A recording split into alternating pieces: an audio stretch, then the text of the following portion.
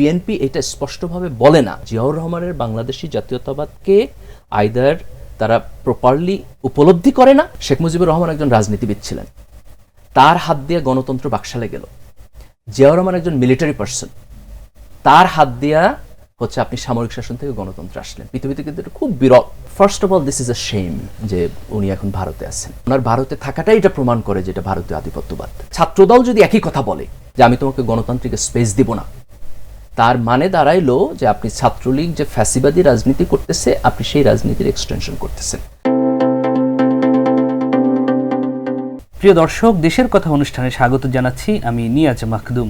আজকে আমাদের সাথে এমন একজন ব্যক্তি উপস্থিত আছেন যিনি নিজ গুণী গুণান্বিত, যার লেখাপড়ার জন্য অপেক্ষায় থাকে দেশের কোটি তরুণেরা। আজকে আমাদের সাথে আছেন হাওয়ার্ড বিশ্ববিদ্যালয়ের সহকারী অধ্যাপক মির্জা গালিব। তিনি ঢাকা বিশ্ববিদ্যালয়ের মেধাবী শিক্ষার্থী ছিলেন, পাশাপাশি বাংলাদেশ ইসলামী ছাত্র শিবিরের সাবেক আন্তর্জাতিক বিষয়ক সম্পাদক ছিলেন। মির্জা গালিব ভাই, আপনি কেমন আছেন? জি আলহামদুলিল্লাহ ভালো। আপনি ভালো আছেন? আছি আলহামদুলিল্লাহ। আপনি দেশের বাইরে কতদিন ছিলেন এবং কিভাবে ছিলেন? আমি দেশের বাইরে যাই 2009 সালে। আমি তো ঢাকা বিশ্ববিদ্যালয়ে পড়াশোনা করছি অ্যাপ্লাইড কেমিস্ট্রিতে। আমার মাস্টার্স শেষ হয়েছে, রেজাল্ট হয়েছে 2008-এর দিকে। তো তারপর আমি বাইরে পিএইচডির জন্য অ্যাপ্লিকেশন করতেছিলাম। 2009-এর অগাস্টে ফল সেশনে আমার হচ্ছে ইউনিভার্সিটি অফ আলবার্টা কানাডাতে, ওখানে পিএইচডি অ্যাডমিশন হয়। তো অগাস্টে আমি দেশের বাইরে চলে যাই। তো তারপর পিএইচডি শেষ করি 2014-এ কানাডাতে। তারপরে আমি আমেরিকাতে চলে যাই। আমেরিকাতে একটা ন্যাশনাল ল্যাবে পোস্ট ডক হিসাবে কাজ করি, তারপর দুটো ইউনিভার্সিটিতে পোস্ট ডক হিসাবে কাজ করি, অ্যান্ড দেন ফাইনালি আমি হাওয়ার্ড ইউনিভার্সিটিতে অ্যাসিস্ট্যান্ট প্রফেসর হিসেবে জয়েন করেছি 2022-তে, এবং গত 2 বছর আমি ওখানেই আছি। আর এখন তো দেশে আসলাম। কোন পরিস্থিতিতে বাংলাদেশ ছেড়েছিলেন, বা কি হয়েছিল, কি ঘটেছিল, বা যার জন্য আপনাকে বাংলাদেশ ছাড়তে হয়েছিল, এমন কোনো ঘটনা আছে কিনা? না, আমি যখন বাংলাদেশ থেকে বাইরে পিএইচডি করতে যাই, এটি মূলত আমার একাডেমিক প্ল্যানের পার্ট ছিল। দুটো অপশন ছিল। একটা হলো যে আমি ইউনিভার্সিটি থেকে যখন পাশ করে বের হয়েছি যে আমি ঢাকা বিশ্ববিদ্যালয়ে শিক্ষক হিসাবে আগে জয়েন করব, তারপরে আমি পিএইচডি করতে যাব, এটি একটা অপশন ছিল। আর একটা অপশন হচ্ছে যে আমি চলে যাব। তো ইন্টারেস্টিং যেটা হয়েছে, যেহেতু কিছু পলিটিক্যাল কারণ ছিল, ইউনিভার্সিটি আমি যখন পাশ করে বের হয়েছি, এরপরে তারা ওই সময় সার্কুলারই দেয় নাই। যেহেতু সার্কুলার দিলে আমি অ্যাপ্লিকেশন করব এবং রাজনৈতিক বিবেচনায় আমাকে নিতে তারা খুব বেশি একটা ইন্টারেস্টেড না, তখন আওয়ামী লীগ সরকার চলে এসেছে। তো সার্কুলার বন্ধ ছিল, এবং আমার কাছে যখন মনে হয়েছে যে এখানে শিক্ষক নিয়োগ প্রক্রিয়া রাজনৈতিকভাবে ইম্প্যাক্টেড হবে, তখন আমিও এটার ব্যাপারে খুব বেশি ইন্টারেস্টেড ছিলাম না। তো আমি বাইরে অ্যাপ্লিকেশন করা শুরু করেছি। আমার পিএইচডির অপশন যখন হয়েছে আমি চলে গেছি। অ্যাকচুয়ালি কি আপনি ভিকটিম হয়েছিলেন কিনা ঢাকা বিশ্ববিদ্যালয় শিক্ষক নিয়োগের ক্ষেত্রে? এখানে প্রশ্নটা হলো, আমি অনার্সে ফার্স্ট ছিলাম, মাস্টার্সে ফার্স্ট ছিলাম। তো আমাদের ডিপার্টমেন্টের সাধারণত কালচার হলো যারা অনার্স এবং মাস্টার্সে ভালো রেজাল্ট করে তারা বিশ্ববিদ্যালয়ের শিক্ষক হয়। তো আমি যদি নর্ম বা কালচারাল প্র্যাকটিস হিসাবে দেখি, তাহলে আমি অ্যাপ্লিকেশন করলে আমার বিশ্ববিদ্যালয়ের নেওয়া উচিত, আমি যদি কালচারাল নর্মের দিকে দেখি। কিন্তু রাজনৈতিক যে সিচুয়েশন ছিল, সে কারণে বিশ্ববিদ্যালয় আমাকে নেওয়ার ব্যাপারে ইন্টারেস্টেড ছিল না, বা তারা নিত না। এটা আমি যখন সেন্স করেছি, তখন আমি পিএইচডির জন্য চলে গেছি। আমি আর অ্যাপ্লিকেশন আলাদাভাবে করি নাই। অথবা আমি যখন পিএইচডি শেষ করেছি, তখন বাংলাদেশে গণতান্ত্রিক ব্যবস্থা ফ্যাসিবাদের দিকে হাঁটা শুরু করেছে। তখন এখানে ফিরে এসে অ্যাপ্লিকেশন করাটা এটা প্রায় একটা ইম্পসিবল কাজ ছিল।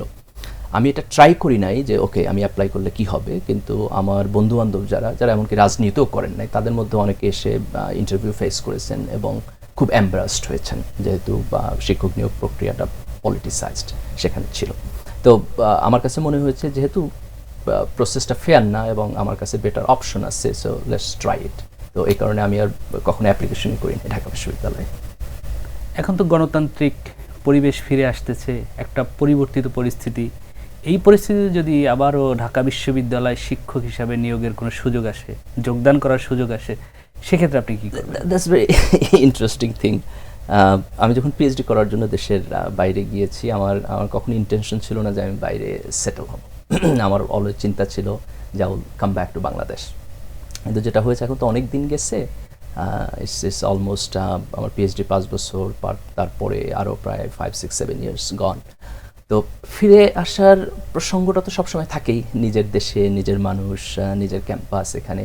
সো ইটস আ পসিবিলিটি, কিন্তু একবার ইনএভিটেবলি আমি এখনই ফিরবো, I have not decided that way. আমাকে চিন্তা ঢাকা করতে হবে। বিশ্ববিদ্যালয় আপনাকে কি দিয়েছে? ঢাকা বিশ্ববিদ্যালয় আমার জীবনের খুব রোমান্টিক নস্টালজিক টাইম। আমি যখন বিশ্ববিদ্যালয়ে এখানে আসছি, ফার্স্ট ইয়ারে ভর্তি হয়েছি, আমার অনার্স এবং মাস্টার্স এখানে শেষ হয়েছে। অ্যাট দ্য সেম টাইম আমার রাজনৈতিক জীবন, আমি ছাত্র শিবিরের মেম্বারশিপ হয়েছে আমি যখন ইউনিভার্সিটির ফার্স্ট ইয়ারে। আমি ইউনিভার্সিটির সভাপতি ছিলাম, ছাত্র শিবিরের কেন্দ্রে দায়িত্ব পালন করেছি, and it was wonderful time. তো আমার বোধ হয় যে আমার চিন্তা, আমার বড় হয়ে ওঠা, এর সব কিছুতেই ঢাকা বিশ্ববিদ্যালয় এবং আমার ছাত্র শিবির করার টাইম, এই দুটো জিনিস ওতপ্রোতভাবে জড়িয়ে আছে। আচ্ছা, শিবির প্রসঙ্গে একটু পরেই কথা বলবো আপনার রাজনৈতিক জীবন নিয়ে। তার আগে একটু কথা বলে নিই, সেটা হলো যে পরিবর্তিত পরিস্থিতি, জুলাই বিপ্লব, এই বিপ্লবে বহু তরুণ অংশ নিয়েছে, তাদের আত্মত্যাগ হয়েছে। এই বিষয়টা আপনি কিভাবে মূল্যায়ন করবেন? দেখেন, এটা খুব ওয়ান্ডারফুল একটা জিনিস। সেটি হচ্ছে বাংলাদেশে শেখ হাসিনার গত 15-16 বছরের যে শাসন, এটা একটা টেক্সট বুক মডার্ন ফ্যাসিজম ছিল। আপনি যদি খেয়াল করে দেখেন যে গণতান্ত্রিক স্পেস থেকে সরে গেছে, তত্ত্বাবধায়ক সরকার ব্যবস্থা বাতিল করে দিয়েছে। আপনি বিরোধী রাজনৈতিক দল বা অ্যাক্টিভিস্ট হলে গুমের শিকার হয়েছেন, খুনের শিকার হয়েছেন। ইভেন আপনি যদি জাস্ট নর্মাল একজন অ্যাক্টিভিস্ট, আপনি ফেসবুকে একটা স্ট্যাটাস দিচ্ছেন, আপনাকে ডিজিটাল সিকিউরিটি আইনের মামলা দিয়ে জেলখানায় নিয়ে যাচ্ছে। তো মানুষের কোনো স্বাধীনতা ছিল না। তো কোশ্চেনটা ছিল যে আমরা এরকম একটা টেক্সট বুক ফ্যাসিজম থেকে কিভাবে বের হব, আমাদের ওয়ে আউট কি? আমাদের প্রথম ওয়ে আউট ছিল রাজনৈতিক বিরোধী দল, তারা সরকারের বিপক্ষে যে গণতান্ত্রিক আন্দোলন, তাতে নেতৃত্ব দেবে এবং পরিবর্তন করবে, কিন্তু সেটি হয়নি। অনেক কারণ আছে, কিন্তু নানা কারণে সেটি ফেল করেছে। তো এরপর যখন আমরা অলমোস্ট একটা হোপলেস সিচুয়েশনে, তখন আমরা দেখলাম এদেশের তরুণ নেতৃত্ব আগে এগিয়ে আসলো, ছাত্ররা আসলো, তাদের সাথে জনতা গিয়ে যোগ দিল, বিভিন্ন রাজনৈতিক দল তারা গেল, এবং আমাদের একটা ইউনিটি তৈরি হলো, এবং ইউনিটির মধ্য দিয়ে আমরা এই সিচুয়েশনটা চেঞ্জ করলাম। আমার বোধহয় এটা ইউনিক। আমরা যদি পৃথিবীর দিকে তাকাই, এখনও তো অনেক জায়গায় একনায়কতন্ত্র আছে, তাই না? কিন্তু সেই শাসন থেকে বের হয়ে আসার যে প্রক্রিয়া, এর আগে আমরা মিডল ইস্টে দেখলাম যে এই ধরনের একটা রেভলিউশন হয়েছে। তা আমরা যেই রেভলিউশনটা এখানে করতে পেরেছি, এটা একটা হিউজ সাকসেস স্টোরি। এবং আমার বোধ হয় যে সারা বিশ্বে যারা গণতন্ত্রকামী, তারা বিভিন্ন জায়গায় আমাদের এক্সাম্পলটাকে একটা টেক্সট বুক এক্সাম্পল হিসেবে পড়বে। তারা দেখবে যে কেমন করে একটা দেশের তরুণ প্রজন্ম তার স্বাধীনতায় নেতৃত্ব দিতে পারে, তার ফ্যাসিবাদ বিরোধী আন্দোলনে নেতৃত্ব দিতে পারে, এবং তার গণতন্ত্র প্রতিষ্ঠায় নেতৃত্ব দিতে পারে। একে তো ইউনিটি ছিল সব জায়গায়, এখানে মানে রাজনৈতিক যে মতাদর্শ, সেই ভেদাভেদ ভুলে গিয়ে এক ধরনের ঐক্য হয়েছিল। জুলাই পরবর্তী সময় 4 মাসের মধ্যে এক ধরনের অনৈক্য দেখা যাচ্ছে বিভিন্ন জায়গায়। একদিকে বৈষম্য বিরোধী আন্দোলন, আর একদিকে ছাত্র শিবির, আর একদিকে ছাত্রদল। এই যে মতনৈক্য দেখা দিয়েছে, এই মতনৈক্যে কি কোনোভাবে এই বিপ্লব কোনোভাবে মানে নস্যাৎ হবে কি? না, আমি খুব নেগেটিভ না। তার কারণ হলো যে ধরেন আপনি যখন শেখ হাসিনার বিপক্ষে আন্দোলনে গেলেন, সবার একটা ওয়ান কমন এজেন্ডা যে আমাকে এই ফ্যাসিবাদ দূর করতে হবে। কিন্তু ভিন্ন ভিন্ন রাজনৈতিক দলের তো ভিন্ন ভিন্ন পলিটিক্যাল ইডিওলজি আছে, তাদের ভিন্ন ভিন্ন কর্মসূচি আছে। কাজেই শেখ হাসিনার যখন পতন হলো, তখন প্রত্যেক রাজনৈতিক দল তার আলাদা কর্মসূচিতে চলে যাবে। এটির মধ্যে আমি কোনো প্রবলেম দেখি না। যেটি আমাদেরকে নিশ্চিত করতে হবে সেটি হলো যে আমাদের একটা গণতান্ত্রিক স্পেস, যেখানে আমার ডিফারেন্স অফ ওপিনিয়ন থাকবে, কিন্তু আমি সেটি রেসপেক্টের সাথে বলবো, আমি আলাপ আলোচনা করব। আমরা যেন আমাদের পূর্বতন কালচারে ফেরত না যাই, যেখানে আমি গণতান্ত্রিক স্পেসের নর্ম ভায়োলেট করে একজনের উপরে আমার পাওয়ার প্র্যাকটিস করতেছি, তার মত প্রকাশের স্বাধীনতার উপর হস্তক্ষেপ করতেছি। তো সেটি যদি না হয়, এবং একটি গণতান্ত্রিক স্পেসের মধ্যে ছাত্রদল, ছাত্র শিবির, অন্যান্য ছাত্র সংগঠন, বৈষম্য বিরোধী ছাত্র আন্দোলন, তারা সবাই যদি কিছুটা নিজস্ব মতামতের ভিন্নতা নিয়ে অপারেট করে, আমি এটাকে ঐক্যের জন্য কোনো প্রবলেম দেখি না। আচ্ছা, আরেকটা বিষয় হলো যে এই আন্দোলনে যারা নেতৃত্ব দিয়েছে, যারা অংশগ্রহণ করেছে, এদের বেশিরভাগের বয়স হলো 35, 40 বা 30-এর নিচে একেবারেই। তো আওয়ামী লীগ যদি আগামীতে রাজনীতি করতে চায়, এই তরুণদের যে ক্ষত, সেই ক্ষত মোকাবিলা করতে হবে কিনা? এটি অত্যন্ত গুরুত্বপূর্ণ পয়েন্ট। আমরা একটা স্ট্যাটিস্টিক্স দেখার চেষ্টা করেছিলাম যে যারা এই আন্দোলনে নিহত হয়েছে তাদের স্ট্যাটিস্টিক্স। তো সেখানে আমাদের বোধহয় প্রায় 500 শহীদদের তালিকা ছিল। তো আমরা তাদের বয়সের যখন স্ট্যাটিস্টিক দেখছি, আপনি যে স্ট্যাটিস্টিক উল্লেখ করছেন সেটা এক্স্যাক্টলি সেখানে স্যাটিসফাই করে যে তাদের বয়স 25-30 বা তার চাইতেও নিচে। তার মানে হলো যে এই আন্দোলনে যারা সাহসের সাথে অকুতভয়ভাবে রাস্তায় গিয়ে দাঁড়িয়েছে তারা মূলত এদেশের তরুণ প্রজন্ম, এবং খুব সম্ভবত স্বাধীনভাবে তারা সর্বশেষ ভোট দিচ্ছে সেটা অনেক দিন আগে। তো 2008-এর ইলেকশন হয়তো তাদের ভোটের বয়স হয় নাই, তার মানে হচ্ছে তারও সর্বশেষ হয়তো আপনার 2001-এর নির্বাচনে তারা ভোট দিয়েছে। এই তরুণ প্রজন্ম এই দেশে আরও 30-35 বছর থাকবে, তাই না? 35-40 বছর তাদের লাইফ স্প্যান, তাদের নাগরিক অ্যাক্টিভিটি সেখানে থাকবে। এবং এই প্রজন্মের মনোজগতে আওয়ামী লীগ হচ্ছে একটি নেগেটিভ নেইম, একটা ফ্যাসিস্ট শক্তি। যতবার তারা আওয়ামী লীগের নাম শুনবে ততবার মনে হবে যে এটা হচ্ছে যে রাস্তায় দাঁড়িয়ে তাকে গুলি করে, এটা মনে হবে যে এরা হেলমেট বাহিনী। তো এই যে একটা দেশের একটা টোটাল ইয়াং ফোর্সের সাথে আওয়ামী লীগের যে কনফ্লিক্টের জায়গা, এই কনফ্লিক্টের জায়গা আওয়ামী লীগের রাজনীতিকে একটা বিশাল বিশাল ক্রাইসিসের মধ্যে নিয়ে গেছে। তো আমার বোধ হয় যে এটি আওয়ামী লীগের নেতৃত্বকে অনুধাবন করতে হবে যে they have done a crime, they should take the responsibility. যারা অপরাধ করেছে, ক্রিমিনাল রেসপন্সিবিলিটি, তাদের বিচারের মধ্য দিয়ে যাইতে হবে। যাদের রাজনৈতিক রেসপন্সিবিলিটি, তাদের আওয়ামী লীগের রাজনীতি তার কখনো ফেরত আসা যাবে না। এবং তারপর আওয়ামী লীগ যদি তার কেন এই অপরাধ এবং অন্যায়ের মধ্যে তারা গেল এটাকে উপলব্ধি করে রিভাইজ করে, অনলি দেন আমি মনে করি নতুন প্রজন্মের সাথে তাদের রিকনসিলিয়েশনের রাস্তাটা ওপেন হবে। কিন্তু এই রাজনীতি আমি আওয়ামী লীগের মধ্যে এখন কোথাও দেখছি না। So that's the sad part. আদৌ কি সম্ভব কিনা ভবিষ্যতে? অসম্ভব তো অবশ্যই না, কিন্তু আপনি যদি প্র্যাগমেটিক প্র্যাকটিক্যালিটির জায়গায় বলি তাহলে আমি আওয়ামী লীগের মধ্যে কোনো রাজনৈতিক নেতৃবৃন্দকেই এখন পর্যন্ত এই কনস্ট্রাকটিভ চিন্তার জায়গায় দেখছি না। তো সেই জায়গা থেকে আমি হোপফুল না, এবং that is one of the reason যে কারণে আমি মনে করি যে আওয়ামী লীগকে টেম্পোরারিলি নিষিদ্ধ করা উচিত।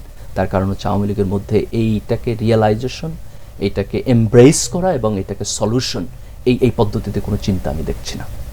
আওয়ামী লীগের যে ছাত্র সংগঠন, ছাত্রলীগকে কিন্তু নিষিদ্ধ করে দিয়েছে সরকার। জি জি, আমাদের that's a very good decision. তার কারণ হলো এই যে 15 বছরের ফ্যাসিবাদী শাসন, তারা খুব ইনস্টিটিউশনালি কতগুলো ওয়েপেন ইউজ করছে। তার মধ্যে একটা ছিল ছাত্রলীগ, যুবলীগ।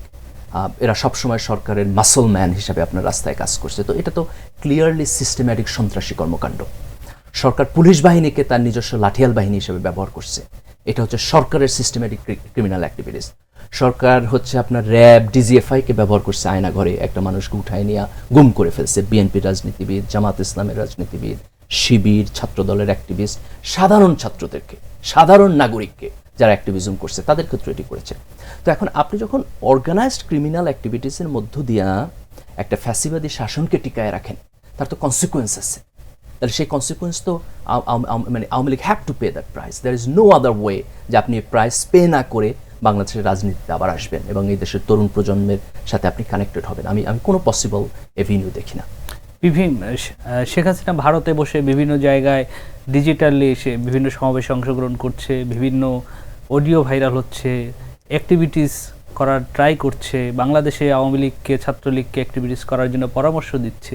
এই বিষয়গুলো আপনি কীভাবে দেখছেন? আমাদের first of all this is a shame যে উনি এখন ভারতে আছেন। দেখেন, আমরা যে আর্গুমেন্ট করি যে হাসিনা যে ফ্যাসিবাদী শাসন এখানে পরিচালনা করছে, এটি শুধু আওয়ামী লীগের একক প্রজেক্ট না, এটি ভারতীয় আধিপত্যবাদ। তো ওনার ভারতে থাকাটাই এটা প্রমাণ করে যে এটা ভারতীয় আধিপত্যবাদ, তাই না? উনি উনি উনি এরশাদ আপনার সামরিক শাসক ছিলেন। উনি যখন ক্ষমতা আপনার আমাদের 90-এর গণ-অভ্যুত্থানের মধ্যে দিয়ে ক্ষমতাচ্যুত হলেন, তো উনি তো বাংলাদেশ ছেড়ে যান নাই। তাহলে আজকে শেখ হাসিনা কেন বাংলাদেশ ছেড়ে গেলেন? তো তার তো মোরাল কারেজ নাই এটাকে ফেস করার, তাই না? যে প্রসেসের মধ্যে দিয়ে উনি গেছেন। তা আমার বোধ হয় যে আপনি ভারতে বসে অ্যাক্টিভিজম করে বাংলাদেশের রাজনীতি করবেন, আমার বোধ হয় যে দোজ ডেজ আর গন। এই দেশের তরুণ প্রজন্ম যারা দেশপ্রেমিক, যারা মাথা উঁচু করে দাঁড়াতে চায়, তাদের সাথে যদি আপনি রাজনীতি করতে চান তাহলে আপনাকে এখানে এসে তাদের মুখোমুখি হতে হবে। এই বিচার প্রক্রিয়া এবং রিকনসিলিয়েশন প্রক্রিয়ার মধ্য দিয়ে যেতে হবে। ভারতে বসে বাংলাদেশের রাজনীতি করা আমার মনে হয় না যে এই দেশে আর কখনো সম্ভব। বর্তমান পরিস্থিতিতে দেশের কোন জায়গায় সংস্কার প্রয়োজন? দুইটা গুরুত্বপূর্ণ জিনিস। একটা হলো আমরা গণতান্ত্রিক প্রক্রিয়ার বাইরে ছিলাম, আমাদের গণতান্ত্রিক প্রক্রিয়া ফেরত আসতে হবে। So that's point number 1। Point number 2 হলো যে গণতান্ত্রিক প্রক্রিয়া মানে শুধু সিস্টেমেটিক ইলেকশন না। Of course election is the first point, আপনি ইলেকশন বাদ দিয়ে কখনোই একটা গণতন্ত্র পাবেন না, কিন্তু ইলেকশন হইলে যে আপনি গণতন্ত্র পাবেন বিষয়টা এরকম না। তাহলে আমাদেরকে কিছু কিছু বিগ পয়েন্ট আইডেন্টিফাই করতে হবে যে যেখানে আমরা বড় ধরনের কিছু সংস্কার করব এবং সংস্কারের পরে আমরা খুব কুইকলি ইলেকশনে চলে যাব। যেমন আপনি ধরেন আমাদের এখন যে কনস্টিটিউশন, তাই না, 72 কনস্টিটিউশনে আমাদের প্রচুর কথাবার্তা হইতেছে। 72 কনস্টিটিউশন বেসিক্যালি মুক্তিযুদ্ধের যে চেতনা সেটাকে রিফ্লেক্ট করে না, এটা আওয়ামী লীগের একটা দলীয় কনস্টিটিউশন। তো আমাদের এই কনস্টিটিউশন প্রিয়াম্বল থেকে শুরু করে কিছু জিনিস পরিবর্তন করতে হবে, যেমন রাষ্ট্রপতি এবং প্রধানমন্ত্রীর ক্ষমতার ভারসাম্য নাই আমাদের কনস্টিটিউশনে। এটা এক ধরনের আপনি গণতান্ত্রিক কিন্তু এক ধরনের একনায়কতান্ত্রিক সিস্টেম বাই কনস্টিটিউশন সেখানে এক্সিস্ট করে। পার্লামেন্টের মেম্বাররা তার পার্টির এগেনস্টে ভোট দিতে পারবে না, কোনো বিলে না, কোনো মতামতেই না। সো একটা ডেমোক্রেসি এভাবে ফাংশন করে না। তো আমার বোধহয় আমাদের কিছুটা কনস্টিটিউশনাল চেঞ্জ দরকার, জাস্ট পয়েন্ট নাম্বার 1। নাম্বার 2 হচ্ছে আমাদের জুডিশিয়ারিতে পরিবর্তন দরকার। আপনার একটা দেশে যদি জুডিশিয়ারি করাপ্ট থাকে তাহলে সেখানে গণতান্ত্রিক স্পেসে আপনার কোনো সেফ গার্ড নাই। যেমন ধরেন আমি কাজ করতেছি, নির্বাহী বিভাগ আমাকে অপ্রেস করলো, আমি কোথায় যাব? আমি জুডিশিয়ারিতে যাব। তো আমার সেখানে ন্যায় বিচার দরকার। আমার যদি ন্যায় বিচার থাকে তাহলে আমি প্রোটেক্টেড থাকি। তো আমার জুডিশিয়ারিতে আমি মনে করি যে খুব কুইক রিফর্ম করা দরকার। ইলেকশন কমিশনে খুব কুইক রিফর্ম করা দরকার, যাতে তারা ইন্ডিপেন্ডেন্টলি আমাদের একটা ভালো নির্বাচন দিতে পারে। তো এইটুকু রিফর্ম যদি আমাদের হয়, তারপরে যদি আমরা একটা গণতান্ত্রিক প্রক্রিয়া স্টার্ট করি, তারপর আমাদের বাকি রিফর্মগুলো গণতান্ত্রিক সরকার করবে। এই কথা প্রসঙ্গে একটু বলি, যেহেতু গণতন্ত্রের প্রসঙ্গ এসেছে, আপনি আপনার ফেসবুকে লিখেছেন যে আওয়ামী লীগকে বেশ কয়েকটা নির্বাচন থেকে দূরে রাখা দরকার। এটা কি এক ধরনের গণতন্ত্রহীনতা কিনা? টেকনিক্যালি যদি আপনি আর্গুমেন্ট করেন তাহলে দিস ইজ রাইট, যে আমরা কোনো রাজনৈতিক দলের গণতান্ত্রিক অধিকার হরণ করতে পারি না, সে তার গণতান্ত্রিক প্রসেসের মধ্যে দিয়ে আসবে। কিন্তু এখানে অনেকগুলো যদি এবং কিন্তু আছে। যেমন ধরেন কোনো একটা রাজনৈতিক সংগঠন সে যদি টেরোরিস্ট অর্গানাইজেশন হয়, আপনি কি তাকে বলবেন যে ঠিক আছে তুমি terrorist organization, there is no problem, তুমি ইলেকশনে যাও, জনগণ তোমার ভোট দিবে অথবা দিবে না? আপনি কিন্তু সেটা বলবেন না, আপনি তাকে রাজনীতি থেকে সরিয়ে দিবেন। আওয়ামী লীগের ক্ষেত্রে আমাদের যেটা সমস্যা হচ্ছে 3টা। প্রথম সমস্যা হচ্ছে দেখেন সে ফ্যাসিবাদ, সে 10-15 বছর একটা ফ্যাসিবাদী শাসন ব্যবস্থা পরিচালনা করছে, সেই দেশের তরুণ প্রজন্মকে গুলি করে মারছে রাস্তায়। তো এখন আপনি যদি তাকে গণতন্ত্রে আনেন তাহলে এটাকে আপনি কিভাবে রিকনসিলেশন করবেন? So that's our point number 1। Point number 2 হলো যে আওয়ামী লীগের মধ্যে আপনি কোনো রিমোর্স দেখবেন না আজকে পর্যন্ত। আপনি যদি তাদের বক্তব্য দেখেন, তারা যেটা বলতে চায় সেটা হলো যে এই 15 বছরের ফ্যাসিবাদী শাসন ঠিক আছে, যেই অভ্যুত্থানের মধ্য দিয়ে তার পতন হয়েছে সেই অভ্যুত্থান হলো ইল্লিগাল। তাহলে এটা যদি আওয়ামী লীগের স্ট্যান্ড হয় তাহলে আপনি তার সাথে কিভাবে রিকনসিলেশন করবেন? থার্ড, যেটা সবচেয়ে বড় আর্গুমেন্ট, সেটা হলো আমি যদি নিশ্চিতভাবে জানি যে আমি তাকে গণতন্ত্রের মধ্যে স্পেস দিব, সে এসে আবার ফ্যাসিবাদ কায়েম করবে, তাহলে তাকে স্পেস দেওয়া মানে তো আমি গণতন্ত্রকে হত্যা করতেছি। So that's one of the reason যে কারণে আমি মনে করি যে আওয়ামী লীগের মধ্যে যদি আমরা এই রিমোর্স না দেখি, এই রিয়েলাইজেশন না দেখি, এর দায় দায়িত্ব নেওয়ার প্রক্রিয়া না দেখি, এবং আওয়ামী লীগ যদি কমিটেড থাকে যে তার আবার ক্ষমতা আসলে আবার ফ্যাসিবাদ কায়েম করবে, তাহলে তো আমি গণতন্ত্রের মধ্যে থেকে স্পেস দিতে পারি না। এটা তো কোনো গণতান্ত্রিক ভ্যালুজ না যে গণতান্ত্রিক ভ্যালুজের সব কিছুর সাথে কন্ট্রাডিক্ট করবে আর আপনি তাকে লিবারালিজমের মধ্যে দিয়ে জায়গা দিবেন। দেখেন, রাজনৈতিক দল হিসাবে যদি আওয়ামী লীগ আসতে চায় আমাদের কোনো আপত্তি নাই, কিন্তু প্রশ্ন হচ্ছে তার আসার প্রক্রিয়াটা কি? তার আসার প্রক্রিয়া হলো তার বিচার হইতে হবে। তার আসার প্রক্রিয়া হলো যেই পলিটিক্যাল এস্টাবলিশমেন্ট এবং লিডারশিপ তাকে গণতন্ত্র থেকে ফ্যাসিবাদ তৈরি করছে, সেই লিডারশিপকে এই দায় দায়িত্ব নিতে হবে। খুব ইন্টারেস্টিং পয়েন্ট হলো যে আওয়ামী লীগের নেতৃত্ব শেখ মুজিবুর রহমানের নেতৃত্বে একবার বাকশালে গেছে, আপনি গণতন্ত্র থেকে একনায়কতন্ত্রে গেলেন। শেখ হাসিনার নেতৃত্ব সেটি গণতন্ত্র থেকে বাকশালে গেছে, একটা ফ্যাসিবাদে গেছে। তো আমি যদি আর্গু করি যে আওয়ামী লীগের পলিটিক্যাল ফিলসফি হলো আপনার স্টার্টিং পয়েন্ট যদিও ডেমোক্রেসিতে হয়, আপনার এন্ড পয়েন্ট হবে একনায়কতন্ত্রে, তাহলে তো আপনি তো একটা গণতান্ত্রিক পার্টিই না রে ভাই। তো আমি এই পার্টিকে কীভাবে গণতন্ত্রের জায়গা দেব? আরেকটা বিষয় আসে, সেটা হলো যে আপনি বলেছেন বিএনপিকে বুঝতে বলেছেন শহীদ প্রেসিডেন্ট জিয়াউর রহমানের জাতীয়তাবাদ, বাংলাদেশের জাতীয়তাবাদ। আরেকটা বলছেন যে আল্লাহর উপর পূর্ণ বিশ্বাস, আস্থা। তাহলে কি বিএনপি এর মধ্যে নাই?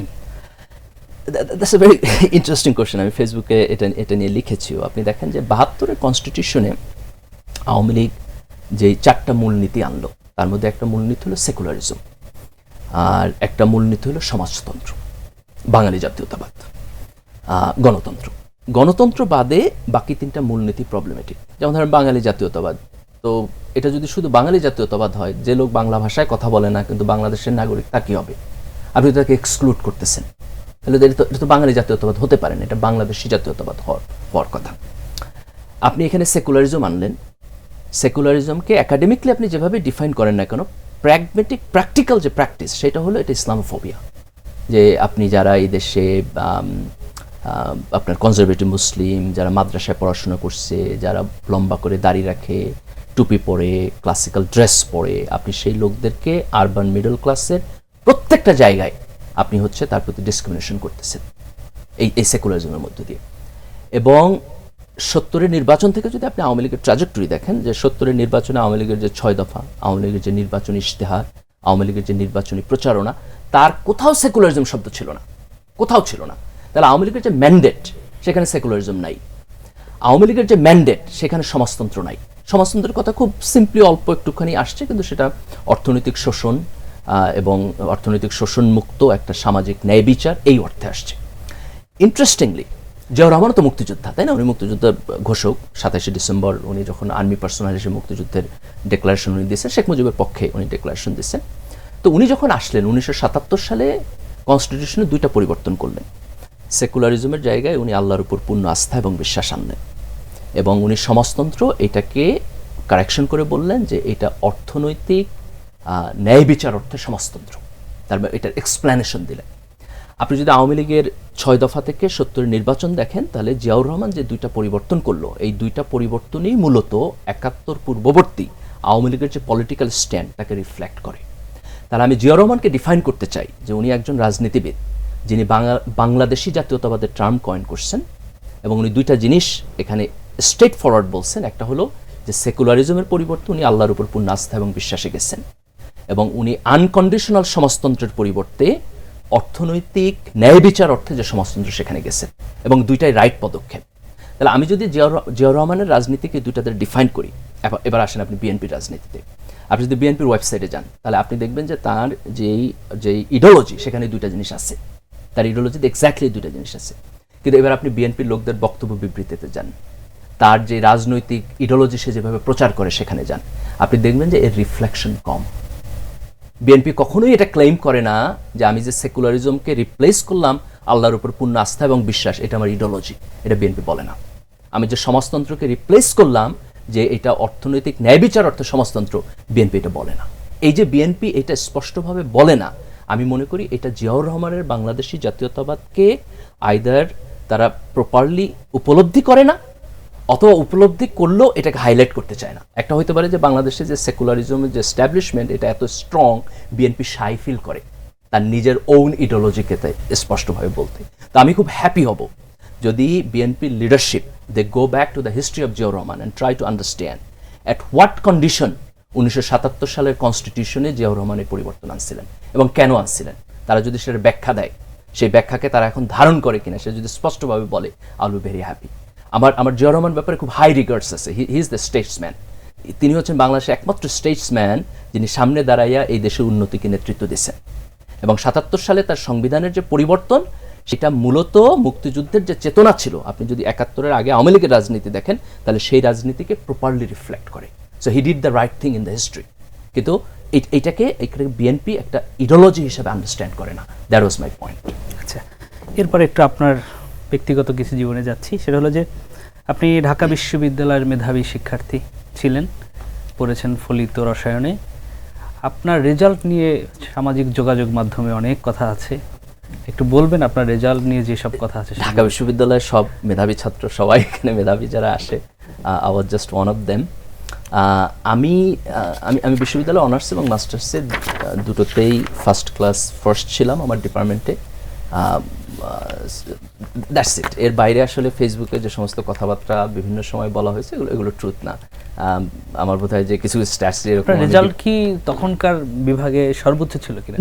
না, আমার আগে পরে আরো অনেকেই আমার চেয়ে অনেক ভালো রেজাল্ট করেছে। আমি এক্স্যাক্টলি ডিস্ট্রিবিউশন বলতে পারবো না, কিন্তু that's not true. I was never the best of the best. আমি জাস্ট আমার ডিপার্টমেন্টে ফার্স্ট ছিলাম। আপনি ঢাকা বিশ্ববিদ্যালয়ে শিবির করেছেন, শিবিরের সভাপতি ছিলেন, কেন্দ্রীয় নেতাও ছিলেন। ঢাকা বিশ্ববিদ্যালয়ে শিবির করতে গিয়ে আপনি কোনো চ্যালেঞ্জের মুখে পড়েছেন কিনা? ঢাকা বিশ্ববিদ্যালয়ে আমরা যখন ছাত্র শিবির করেছি, আমি যখন বিশ্ববিদ্যালয়ে প্রথম আসলাম তখন আওয়ামী লীগের সরকার ছিল, 2001-এর যে সরকার। তো তখন ঢাকা বিশ্ববিদ্যালয়ের শিবির প্রকাশ্যে তার রাজনৈতিক কর্মকাণ্ড পরিচালনা করতে পারতো না। তারা অপ্রেসড ছিল। এরপর 2001-এর নির্বাচনের পরে যখন জোট সরকার আসলো, তখনও পরিস্থিতির কিছুটা উন্নতি হয়েছে, কিন্তু পুরোপুরি না। ছাত্র শিবিরের যে গণতান্ত্রিক অধিকার, যে whatever political party you do, নাগরিক হিসাবে, ছাত্র হিসাবে আপনার বিশ্ববিদ্যালয়ের ক্যাম্পাসে আপনার অধিকার সংরক্ষিত থাকবে, এখানে সেই সিচুয়েশন ছিল না। তো তার ফলে আমাদের যে রাজনীতি ছিল সেটি ছাত্র শিবির এখানে মিছিল মিটিং করতো না, কিন্তু জোট সরকারের শেষের দিকে এবং তত্ত্বাবধায়ক সরকারের সময়ে অপারেশন এবং অন্যান্য জিনিস অনেক কম ছিল। আমরা মোটামুটি একটু ফ্রি এনভায়রনমেন্টে অপারেট করতে পারতাম, কিন্তু ছাত্র শিবির প্রকাশ্যে মিছিল মিটিং এবং রাজনৈতিক কর্মকাণ্ড তখনও পরিচালনা করেনি। পরিবেশ পরিষদের একটা আইনের মাধ্যমে শিবিরের কর্মকাণ্ড নিষিদ্ধ করা হয়েছে ঢাকা বিশ্ববিদ্যালয়ে। অনেকে বলে এটা বৈধ, অনেকে বলে বৈধ না। পরিবেশ পরিষদ কোনো লিগাল অথরিটি না। ধরেন ঢাকা বিশ্ববিদ্যালয়ে যে সমস্ত আইনের মধ্যে দিয়ে পরিচালনা হয়, পরিবেশ পরিষদ তার কোনো পার্ট না। এটা মূলত বিভিন্ন রাজনৈতিক সংগঠনের একত্রে বসে একটা ডিসিশন। তো এই ডিসিশনের মধ্যে যখন আপনি অন্য একটি রাজনৈতিক সংগঠনের রাজনৈতিক অধিকারের উপর হস্তক্ষেপ করেন, তখন এটা মূলত এক ধরনের ফ্যাসিবাদ। তো তারা যখন বলে যে পরিবেশ পরিষদের সবাই আসবে কিন্তু ছাত্র শিবির আসতে পারবে না, এটা মূলত একটা অপ্রেসিভ ফ্যাসিবাদী রাজনৈতিক প্রকল্প।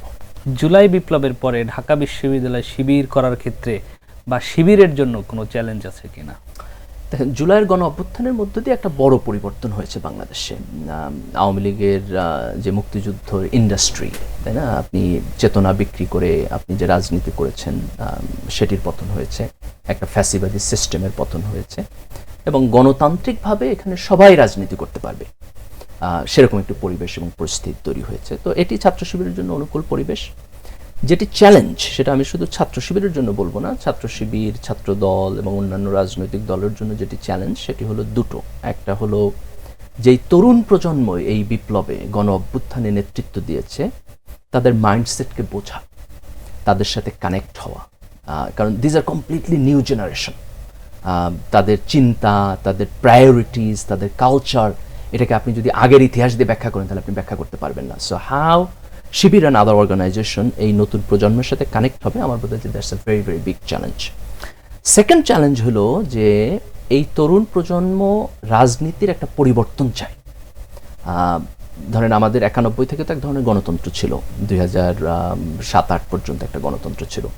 এই গণতন্ত্র তো অল পারফেক্ট ছিল না, তাই না? আমি বিশ্ববিদ্যালয়ের ছাত্র রাজনীতি যদি দেখি, ছাত্র রাজনীতির মধ্যে অনেকগুলো নেগেটিভ এলিমেন্ট ছিল, গেস্ট রুম কালচার, মিছিলে নিয়ে যাওয়া, হলের সিট পলিটিক্স নিয়ন্ত্রণ করা, এই জাতীয় কালচার সেখানে ছিল। যদিও আওয়ামী লীগের সময়ের চাইতে অনেক বেটার ছিল, বাট স্টিল সেখানে প্রচুর নেগেটিভ জিনিস ছিল। তা আমার বোধ হয় যে তরুণ প্রজন্ম আজকে এমন একটা জায়গায় এসে দাঁড়িয়েছে যে তারা রাজনীতির একটি গুণগত পরিবর্তন চায়। তা আমার বোধ হয় যে কোনো ছাত্র সংগঠন ইনক্লুডিং ছাত্র শিবির যদি এই গুণগত পরিবর্তনের যে আকাঙ্ক্ষা তাকে যদি ধারণ করতে না পারে, তার সাথে যদি কানেক্টেড হতে না পারে, দেন দে উইল ফেইল। আমার বোধ হয় that's the challenge for everybody now. একটা প্রচলিত কথা আছে, সেটা হলো ঢাকা বিশ্ববিদ্যালয় থেকে শিবিরের নেতৃত্ব বের হয় না, কেন্দ্রীয় নেতৃত্ব। এই যে বের না হওয়া, জাতীয় রাজনীতিতে এটা কি শিবিরকে পিছিয়ে রাখে কিনা? দেখেন, ঢাকা বিশ্ববিদ্যালয় বাংলাদেশের সর্বোচ্চ বিদ্যাপীঠ, এবং এটা যতটা না একাডেমিক তার চেয়ে অনেক বেশি হলো হিস্টোরিক্যাল, তাই না? আমাদের সেই বঙ্গভঙ্গের পরে বিশ্ববিদ্যালয় যখন হলো, বিশ্ববিদ্যালয়ের ছাত্ররা এই দেশের অনেক বড় বড় রাজনৈতিক প্রক্রমে কন্ট্রিবিউশন করছে। 69-এর গণ অভ্যুত্থান, 70-এ, 71-এ, এবং আজকে 90-এ, এবং আজকে 2024-এ। তো সেই জায়গা থেকে ঢাকা বিশ্ববিদ্যালয় খুব একটা সেন্ট্রাল আইডিয়া এবং তার রিপ্রেজেন্টেশন আছে সব জায়গায়। তবে আমি এটিকে ঠিক ঢাকা বিশ্ববিদ্যালয় কাল্ট হিসাবে দেখতে চাই না, বরং আমি এটাকে যে ডিফারেন্ট অ্যাঙ্গেল থেকে দেখতে চাই সেটি হলো যে কোনো সংগঠনের জন্য, এটা রাজনৈতিক সংগঠন হতে পারে বা অন্য যে কোনো সংগঠনের হতে পারে, তার যে লিডারশিপ তৈরির প্রসেস সেটা কম্পিটিটিভ হতে হবে, যাতে করে তার বিদ্যমান এবং অ্যাভেলেবল যতগুলো অপরচুনিটিস আছে তার মধ্যে একটা পজিটিভ কম্পিটিশনের মধ্য দিয়ে বেস্ট লিডারশিপ উঠে আসে।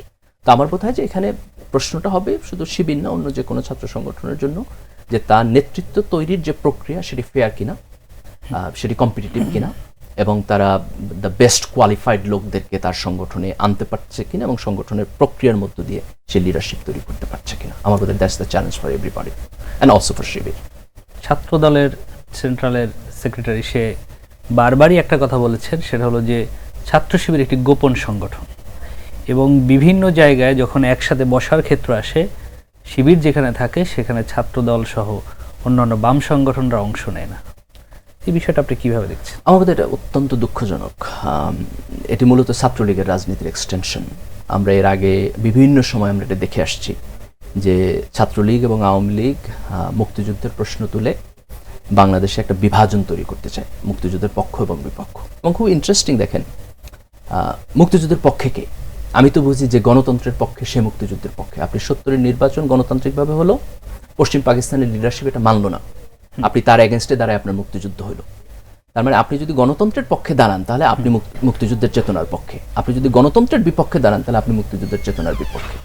কিন্তু আওয়ামী লীগের চেতনা ইন্ডাস্ট্রি এখানে কিভাবে ডিফাইন করলো, আপনি যদি আমার পক্ষে হন তাহলে মুক্তিযুদ্ধের পক্ষে, আপনি আগে যা করেন ডাজন্ট ম্যাটার, আপনি যদি আমার বিপক্ষে হন তাহলে মুক্তিযুদ্ধের বিপক্ষে। তো এই ডিভাইডেশনের মধ্য দিয়ে তার রাজনৈতিক প্রতিপক্ষকে এক্সক্লুড করার যে রাজনীতি, এটা আওয়ামী লীগ করে আসছে একটা লম্বা সময়। আজকে ছাত্রদল যদি একই কথা বলে যে হোয়াট এভার রিজন 1, 2, 3, 4, আপনি বহু রিজন এখানে মেক করতে পারেন, কিন্তু এই রিজনগুলোকে সামনে রেখে আপনি যদি বলতে চান যে আমি তোমাকে গণতান্ত্রিক স্পেস দিব না, তার মানে দাঁড়াইলো যে আপনি ছাত্রলীগ যে ফ্যাসিবাদী রাজনীতি করতেছে আপনি সেই রাজনীতির এক্সটেনশন করতেছেন। দেখেন ছাত্রদল তো, আমি তো জিয়া রহমানের ব্যাপারে বললাম যে জিয়া রহমান বহুদলীয় গণতন্ত্র এই দেশে আনছেন, তাই না? আপনি এটা খুব ইন্টারেস্টিং। শেখ মুজিবুর রহমান একজন রাজনীতিবিদ ছিলেন, তার হাত দিয়ে গণতন্ত্র বাকশালে গেল। জিয়া রহমান একজন মিলিটারি পার্সন, তার হাত দিয়া হচ্ছে আপনি সামরিক শাসন থেকে গণতন্ত্র আসলেন। পৃথিবীতে কিন্তু এটা খুব বিরল, আপনি পাবেন না যে মিলিটারি ডিক্টেটর সে আয়সা হচ্ছে আপনার গণতন্ত্রে আসলো, কিন্তু জিয়া রহমান এটা করছে। আজকে ছাত্রদল, সেই বিএনপির অঙ্গ সংগঠন, তারা যদি আজকে এই কথা বলে যে আমি গণতন্ত্রে তোমাকে নিব না, আমি গণতন্ত্রে তোমার অধিকার হস্তক্ষেপ করব, তাহলে ছাত্রদল তো তার নিজের পলিটিক্যাল ফিলসফির সাথে কন্ট্রাডিক্ট করতেছে। I think that's a shame, they should understand that. এই দেশের তরুণ প্রজন্ম এই 24-এর বিপ্লবের মধ্যে যে পরিবর্তন চায়, তারা ছাত্রলীগের রাজনীতির কন্টিনিউশন চায় না। বাংলাদেশের রাজনীতিতে কোনো ছাত্র সংগঠন এটা বুঝতে যদি ফেল করে, তারা খুব অল্প সময়ের মধ্যে এই দেশের রাজনীতি করতে পারবে না, ভ্যানিশ হয়ে যাবে। এই দেশের তরুণ প্রজন্ম just they will reject them in the democratic process. তো আমি শুধু ছাত্রদল না, ছাত্রদল, শিবির এবং অন্যান্য সকল ছাত্র সংগঠন, তাদের নেতৃবৃন্দকে আমি অনুরোধ করব যে তারা যেন এই দেশের তরুণ প্রজন্মের সাথে কথা বলে, তাদের কাছে যায়, তাদের সোশ্যাল মিডিয়ার অ্যাক্টিভিজম ফলো করে, তাদের পালস বোঝার চেষ্টা করে, দেয়ালের লিখন যে পরিবর্তন হইতেছে এটা যেন তারা বোঝার চেষ্টা করে। এবং ছাত্রলীগের যে ফ্যাসিস্ট রাজনীতি, সেই রাজনীতি যেন তারা কন্টিনিউশনের চিন্তা না করে। That will be a big mistake. যে করতে চায় বাংলাদেশে, that will be a very very big mistake. আপনি শিবির করেছেন, ছাত্রদল একটি বড় সংগঠন, ছাত্রলীগ একটি বড় সংগঠন, ঢাকা বিশ্ববিদ্যালয়ে এই দুই সংগঠনের ব্যাপক প্রভাবও ছিল ওই সময়। আপনি শিবির করলেন কেন এই দুটো বাদ দিয়ে? ছাত্র শিবিরের প্রতি আমার ইন্টারেস্টের জায়গা দুটো ছিল। একটা হলো ছাত্র শিবির ইসলামী রাজনীতি করে, তার ইডিওলজিক্যাল যে মোটিভেশন সেটি ইসলামী মূল্যবোধ থেকে আসা। মাওলানা মওদুদীর যেই লেখালেখি সেটি আমার চিন্তার জগতের উপরে খুব প্রচুর তার প্রভাব ছিল। So that was one reason. আরেকটা রিজন হলো যে ইসলামী রাজনীতির মধ্যে আপনার ইনসাফের একটা কনসেপ্ট আছে। আপনি এবং মাওলানা মওদুদী তো খুব আপনার খুব ইডিওলজিক্যাল লেখালেখি করেছেন, তো সেখানে আপনি ইসলামী রাজনীতির একটা খুব আইডিয়ালিস্টিক ফরম্যাট আছে যে সে এমন এক রাজনীতি তৈরি করবে যে রাজনীতির মধ্যে আপনি হাইয়েস্ট স্ট্যাটাসের ইনসাফ পাবেন মানুষের প্রতি, সকল মানুষের প্রতি, আল্লাহর সকল বান্দার প্রতি, সৃষ্টি জগতের প্রতি। তো এই রাজনীতির যে ইনসাফের কনসেপ্ট সেটা আমার ইয়াং মাইন্ডকে অনেক অনেক বেশি ইনফ্লুয়েন্স করেছে। That was the reason why I started ছাত্র শিবিরের রাজনীতি। এরপরে হলো যে আপনার এই যে গ্লোবালাইজেশনের যুগ, এই যুগে তরুণ প্রজন্মের জন্য বড় চ্যালেঞ্জ কি হতে পারে? আর এর পাশাপাশি আপনি একটা বক্তব্য দিয়েছেন যেটি ব্যাপকভাবে আলোচিত হয়েছে, যে ধর্মকে বাদ দিয়ে নৈতিকতা শেখা যায় না। প্রথম হচ্ছে গ্লোবালাইজেশনের সময়ে যে জিনিসটা আগের চেয়ে চেঞ্জ হয়েছে সেটি হলো যে কম্পিটিশন অনেক বেড়ে গেছে এবং চেঞ্জের যে রেট এটা অনেক বেড়ে গেছে। যেমন আপনি যদি সায়েন্টিফিক ডেভেলপমেন্ট এবং টেকনোলজির ডেভেলপমেন্ট দেখেন, আমি যদি ধরি যে 1800 সাল থেকে ধরেন 1900 সালে 100 বছরে যত পরিবর্তন হয়েছে, 1900 থেকে আপনি 1950 অথবা 1950 থেকে 2000 এই 50 বছরে যতটুকু পরিবর্তন হয়েছে, এখন বোধহয় প্রতি 5 বছরে তার সমান পরিমাণ পরিবর্তন হয় টেকনোলজিক্যাল চেঞ্জে। সো এই পরিবর্তনের সাথে খাপ খাওয়ানো এই কম্পিটেন্ট যেই ক্যাপাসিটি তৈরি করা, এটা এখনকার সময় সবচেয়ে বড় চ্যালেঞ্জ। আরেকটা চ্যালেঞ্জ হলো যে কমিউনিকেশনের যেই ডেভেলপমেন্ট হয়েছে, এর ফলে আমরা একটা গ্লোবাল ভিলেজ হয়ে গেছি। তার ফলে আপনার কম্পিটিশন এখন আর লোকাল জায়গায় না। ধরুন বাংলাদেশের একটা যে ইয়াং ছেলে বড় হচ্ছে, তাকে আসলে গ্লোবাল মার্কেটে গিয়ে তার যে কোয়ালিটি সেটাকে কম্পিট করতে হবে। তো এই জায়গা থেকে আমার বোধ হয় যে আমার হিউম্যান রিসোর্সকে স্কিলড ওয়েতে বড় করা, এটা হচ্ছে এখনকার সময়ের সবচেয়ে বড় চ্যালেঞ্জ।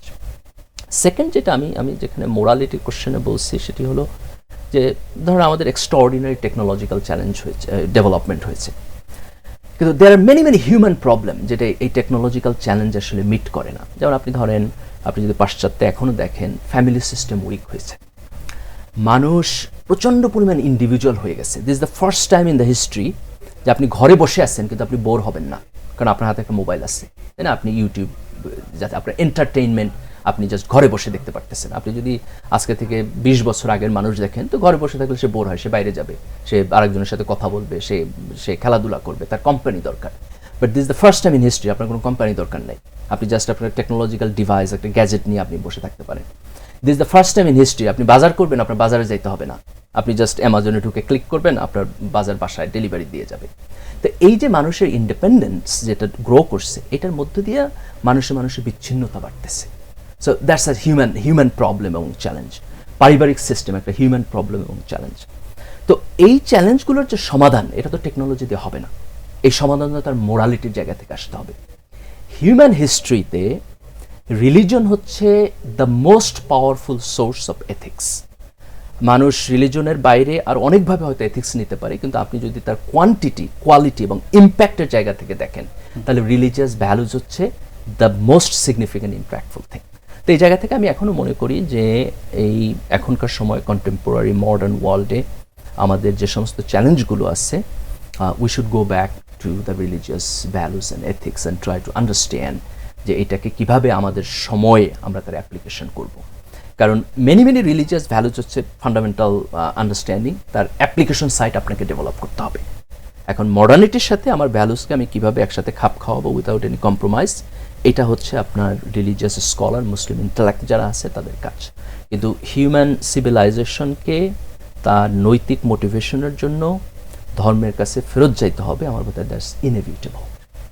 সব শেষ কোশ্চেন, সেটা হলো আপনি 2009 সালে একটি বক্তব্যে পাশ্চাত্যের যে সংস্কৃতি সেটা নিয়ে বক্তব্য দিয়েছেন, সেখানে অনেকটা ওই সংস্কৃতি গ্রহণে নিরুৎসাহিত করেছেন। আপনি এখন পাশ্চাত্যে আছেন, একটু কেমন না বিষয়টা? That's a good question. এটা সেলফ কন্ট্রাডিকশন কিনা, তাই তো? তা আমি যে জায়গা থেকে আলোচনাটা করেছি সেটা হলো যে মুসলিম ওয়ার্ল্ডে অথবা থার্ড ওয়ার্ল্ডে আপনার ফার্স্ট ওয়ার্ল্ডের এক ধরনের কলোনিয়ালিজম আছে, কালচারাল উপনিবেশ, চিন্তার জগতের উপনিবেশ আছে। তো আমি যদি ইসলামের দিক থেকে দেখি, মুসলমানদের ভ্যালুজ এবং এথিক্স সংক্রান্ত যে আন্ডারস্ট্যান্ডিং, তার সোল সোর্স হলো ধর্ম ইসলাম। আপনি আরেক জায়গা থেকে আপনি এথিক্স নিতে পারবেন না। আপনি নলেজ নিতে পারবেন, টেকনোলজি নিতে পারবেন, কিন্তু ধরেন যে কোনটা হালাল কোনটা হারাম, এটা আপনাকে ইসলামের দিক থেকেই নিতে হবে।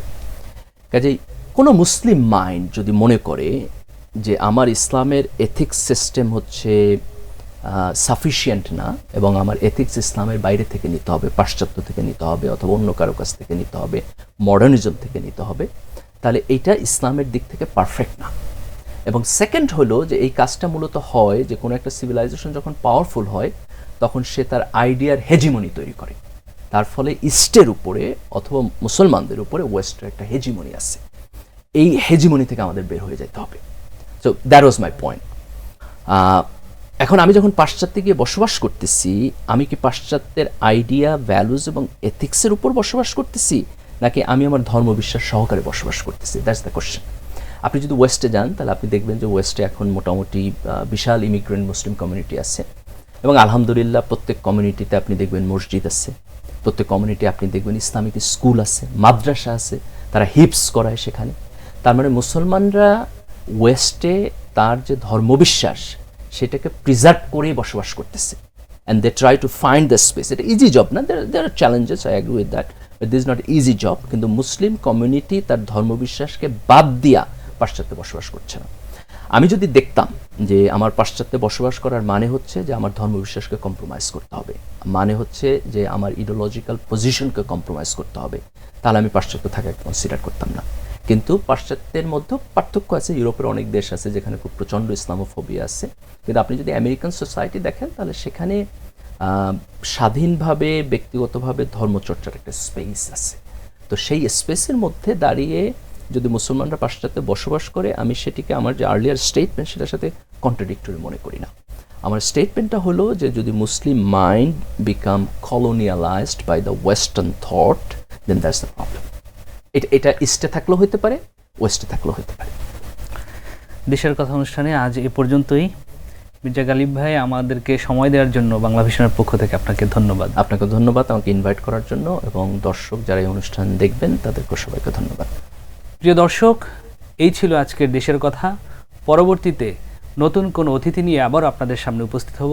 সে পর্যন্ত ভালো থাকুন, সুস্থ থাকুন, বাংলা ভিশনের সাথে থাকুন। আল্লাহ হাফেজ।